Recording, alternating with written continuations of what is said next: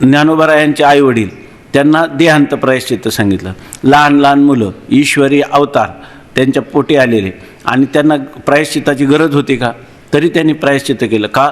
धर्ममीमांसेचा सिद्धांत आहे तो जसाच्या तसा त्यांनी मानला. त्याच्यासाठी देहांत प्रायश्चित्त घेतलं की नाही?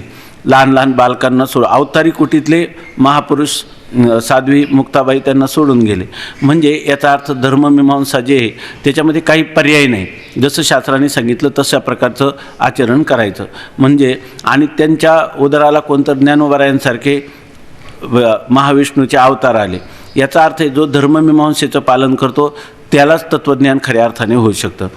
जर धर्ममीमांसेचं उपेक्षा केली किंवा तिचा अनादर केला किंवा तिचं उल्लंघन केलं आणि तुम्ही वेदांत चिंतन करायला प्रवृत्त झाले तर वेदांत चिंतन कधीच फलीभूत होणार नाही.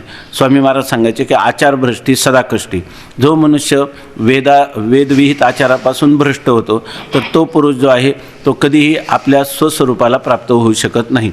इतकंच नाही तर आचारभ्रष्टी पुरुष हा आपल्या सगुण साक्षात्काराला सुद्धा प्राप्त होत नाही.